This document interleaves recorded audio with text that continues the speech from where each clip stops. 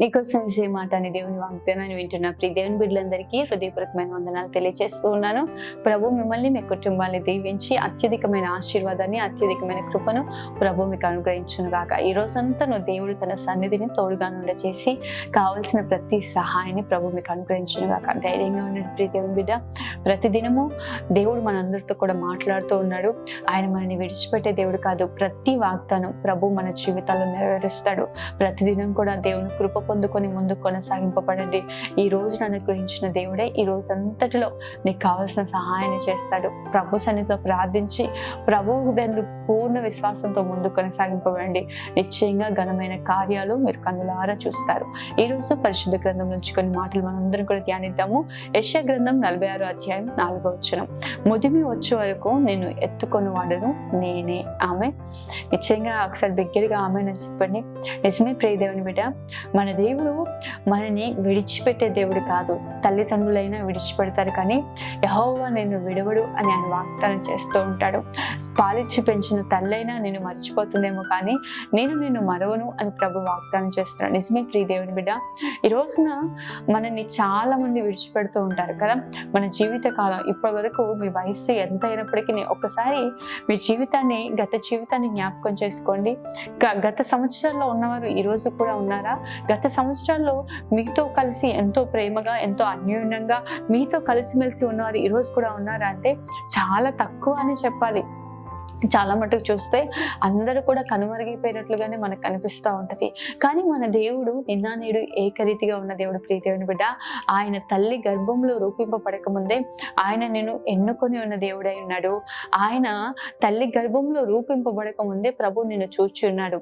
ఎఫెసీయులకు రాసిన పత్రికలో రాయబడి ఉంటది, జగత్తు పునాది వేయబడక ముందుపే క్రీస్తు యేసు ప్రేమలో మనందరినీ కూడా ఆయన ఏర్పరచుకొని ఉన్నాడని. నిజమే, ప్రభు జగత్తు పునాది వేయబడక మునిపే నిన్ను చూసి ఉన్నాడు. ప్రియ దేవుని బిడ్డ, నిశ్చయంగా ప్రభు నిన్ను విడిచిపెట్టేవాడు కాదు. చాలాసార్లు నీ జీవితంలో కలుగుతున్న పరిస్థితులు, నీ జీవితంలో ఎదురవుతున్న అనుభవాలు, వేదనలు, సమస్యలను చూసి దేవుడు నన్ను విడిచిపెట్టాడేమో, అందుకే నా జీవితంలో ఈ సమస్యలు కలుగుతున్నాయి, అందుకే నా జీవితంలో ఈ పోరాటాలు కలుగుతున్నాయి అని నీవనుకుంటున్నావేమో కానీ ప్రభు నిన్ను విడిచిపెట్టే దేవుడు కాదు. ప్రియ దేవుని బిడ్డ, శాశ్వతమైన ప్రేమతో నిన్ను ప్రేమిస్తున్నాను కాబట్టి నిన్ను విడవను, ఎడబాయనని ప్రభు వాగ్దానం చేశాడు.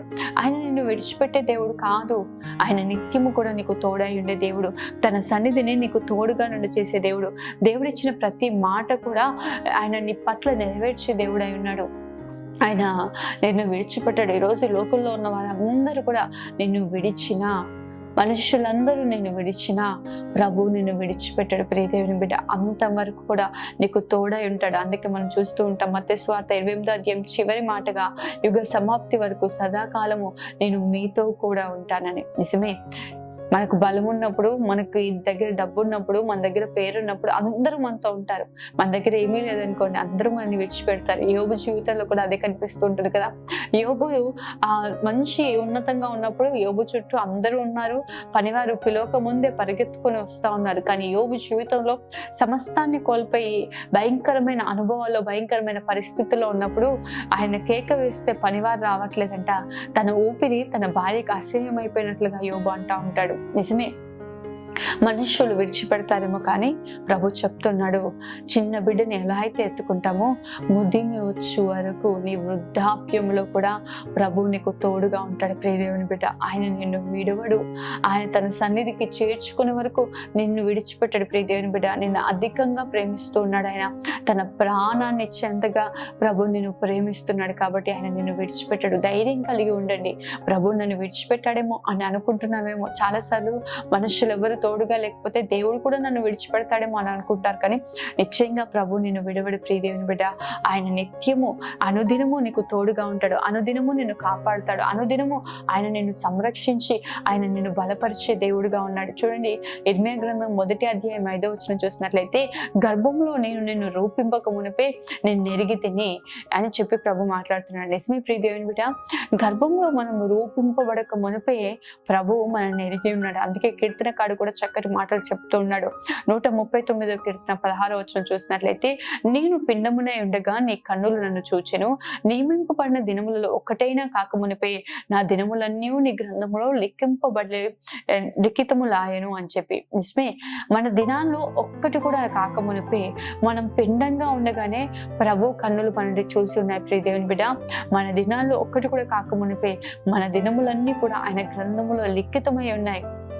నిశ్చయంగా ప్రియ దేవుని బిడ్డ, ప్రభు నీకు తోడుగా ఉన్నాడు. ఆయన నిన్ను విడిచిపెట్టలేదు. మొద్దిమి వచ్చే వరకు, గర్భంలో రూపింపబడక ముందే ఆయన నీకు తోడుగా ఉన్నాడు.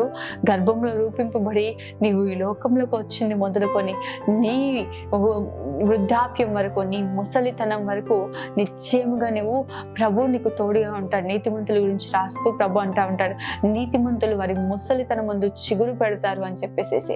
దేవుడు అట్టి రీతిగా నీతిమంతుల్ని ఆశీర్వదించే దేవుడు అయి ఉన్నాడు. నీతి కలిగి ఉండండి, యథార్థమైన భక్తి కలిగి ఉండండి, ప్రభువుని విడిచిపెట్టకండి, దేన్నైనా విడిచిపెట్టండి, కానీ దేవుణ్ణి మాత్రం విడిచిపెట్టకండి. తద్వారా ప్రభు మీకు నిత్యము తోడుగా ఉంటాడు. ప్రియ దేవుని బిడ్డ, మనం బైబిల్ గ్రంథంలో చూసినట్లయితే అబ్రహాము గురించి చక్కటి మాటలు రాయబడి ఉంటాయి. చూడండి, ఆదికాండం 25వ అధ్యాయం 8వ వచనం చూసినట్లయితే, అబ్రహాము నిండు వృద్ధాప్యమునకు వచ్చిన వాడే మంచి ముసలితనమున ప్రాణం విడిచి వృత్తి పొంది తన పితరుల యొద్దకు చేర్చబడెను. ఆమె నిశ్చయంగా అబ్రహామునకు దేవుడు ఎప్పటి వరకు తోడుగా ఉన్నాడు, ఎప్పటి వరకు అబ్రహామును ప్రభు నడిపించాడంటే తన ముసలితనం వరకు. అబ్రహాం అంట తన నిండు వృద్ధాప్యమందు మృతి పొందినట్లుగా మనం చూస్తున్నాం.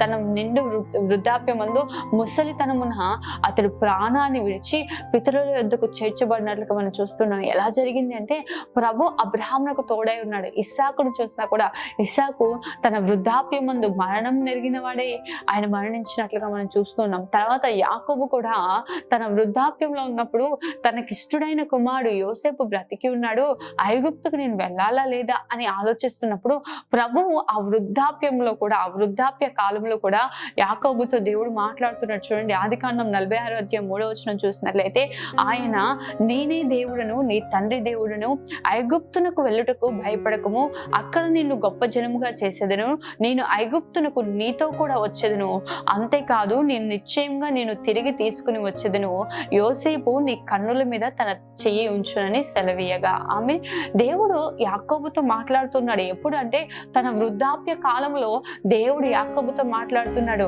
నేను నీ తండ్రి దేవుణ్ణి, ఐగుప్తుకు వెళ్ళడానికి నువ్వు భయపడొద్దు, అక్కడ నేను నిన్ను గొప్ప జనంగా చేస్తాను, ఐగుప్తుకు నీతో కూడా నేను వస్తాను అని చెప్పేసి ప్రభు వాగ్దానం చేస్తున్నాడండి. నిజంగా చూడండి, ఆ ముసలితనంలో కూడా యాకోబుని ప్రభు విడిచిపెట్టలేదండి. ఐగుప్తుకు వెళ్ళు, నేను నీతో కూడా వస్తానని ప్రభు వాగ్దానం చేస్తున్నాడు. ఈరోజు నిశ్చయంగా ప్రియ దేవుని బిడ్డ, దేవుని మార్గాన్ని అనుసరించి దేవుని చిత్తానుసారంగా ప్రభుకి ఇష్టలుగా జీవించండి, నీతిని అనుసరించుకొని జీవించండి. నిశ్చయముగా మన ముసలితనం మందు కూడా ప్రభు మనకు తోడుగా ఉండే దేవుడై ఉన్నాడు. ముదిమి వచ్చే వరకు కూడా ఆయన ఎత్తుకొని నడిపించే దేవుడై ఉన్నాడు. చూడండి, చంటి పిల్లల్ని కొద్ది కాలం మనం ఎత్తుకుంటాం. ఎంతవరకు అంటే ఒక 2-3 సంవత్సరాలు వచ్చే వరకు వారికి నడకొచ్చింది, వాళ్ళు నడవగలుగుతారంటే మాక్సిమం ఎత్తుకో. ఏదో ప్రేమ అనిపించినప్పుడు, వారికి అనారోగ్యంగా ఉన్నప్పుడు, వారికి బాధ అనిపించినప్పుడు వారిని ఎత్తుకుంటా ఉంటాం. కానీ ఒక వయసు దాటిన తర్వాత ఇక వారిని ఎత్తుకోలేము. ఎందుకంటే మన శక్తి సరిపోదు, మన సామర్థ్యం సరిపోదు. కానీ ప్రభువు ఎలాంటి దేవుడు అంటే, మన వృద్ధాప్యం వరకు కూడా, ముద్దిమి వచ్చే వరకు కూడా ఆయన మనల్ని ఎత్తుకునే దేవుడై ఉన్నాడు. ఎందుకంటే తన అరచేతుల్లో మనం చెక్కుకొని ఉన్నాడు. ప్రియ దేవుని బిడ్డ, నిశ్చయంగా ఆయనకి ఇష్టలైన బిడ్డలు మనం అందరం కూడా. అందుకే దేవుని వాక్యంలో రాయబడి ఉంటుంది, ఆయనకి ఇష్టలైన మనుషులకు భూమి మీద సమాధానం అని. దేవునికి ఇష్టలైన బిడ్డలము ఆయన మనల్ని ప్రాణప్రదంగా ప్రేమిస్తూ ఉన్నాడు. కాబట్టి ఆయన మనల్ని ఎత్తుకొని నడిపించే దేవుడై ఉన్నాడు. వృద్ధాప్యంలో చాలా మంది విడిచిపెడతా ఉంటారు కదా, ప్రభు నిన్ను విడిచిపెట్టాడు. నీ కన్న బిడ్డలు, నీ సొంత ఇంటి వాళ్ళైనా నిన్ను విడిచిపెడతారేమో, కానీ దేవుడు నిన్ను విడిచిపెట్టాడు. ప్రియ దేవుని బిడ్డ, ధైర్యం కలిగి ఉండు. నిశ్చయంగా ప్రభు నీ పక్షాన నిలబడి ఉన్నాడు. ఏ విధంగా యాకోబునకు తోడైండి ప్రభు నడిపించాడో అంతవరకు కూడా ప్రభు నీకు తోడైండి నడిపిస్తాడు. ఆమేన్. ప్రార్థన చేసుకుందాం. మౌన్నతుడైన తండ్రి, సర్వశక్తిమంతుడైన దేవ, సర్వాధికారి, నీకే వందనాలు, స్తోత్రాలు ప్రభా. ఎంత అద్భుతమైన రీతిగా మీరు మాతో మాట్లాడారు. ఈ మాటలన్నిటిని బట్టి మీకే వందనాలు, స్తోత్రాలు చెల్లిస్తున్నాం. నిజమే ప్రభా, గర్భంలో రూపింపబడక ముందే నీవు మమ్మల్ని ఎరిగి ఉన్న దేవుడవయ్యా. మా దినముల్లో ఒక్కటైనా కాకమునిపై నువ్వు మమ్మల్ని చూచిన దేవుడవు. ముద్దిమి వచ్చే వరకు మమ్మల్ని ఎత్తుకొని నడిపించే దేవుడుగా నీవు మాకు తోడై ఉన్నందుకు స్తోత్రాలు చెల్లిస్తున్నాం తండ్రి. బిడ్డలందరినీ దీవించండి, నీ కృప ద్వారా నడిపించండి, నీ సన్నిధిని తోడుగా నుండి చేసి బలమైన గొప్ప కార్యాలు ప్రతి ఒక్కొక్కరి జీవితంలో జరిగించమని ప్రార్థిస్తున్నాం ప్రభా. నిశ్చయంగా ఈ రోజు లోకమంతా వారిని విడిచి ఉండొచ్చు, కానీ ఒంటరిగా నీ సన్నిధిలో వారు నిలబడి ఉన్నారు ప్రభా. నిశ్చయంగా జ్ఞాపకం చేసుకోండి ప్రభా, కృప ద్వారా నడిపించండి. వాగ్దానం చేసిన రీతిగా ప్రభా వారికి మీరే తోడయండి, మీ కృపను అనుగ్రహించి బలపరచండి ప్రభా. ఈ రోజు అంతను తండ్రి బిడ్డలకు తోడుగా ఉండండి. వారు చేసిన ప్రతి పనులలో దీవెన, ఆశీర్వాదం, సహాయాన్ని కలగచేయమని యేసు పరిశుద్ధ నామములో అడిగి వేడుకుంటున్నాను తండ్రి. ఆమేన్. దేవుడు మిమ్మల్ని మీ కుటుంబాన్ని ఆశీర్వదించును గాక. ఆమేన్. God bless you.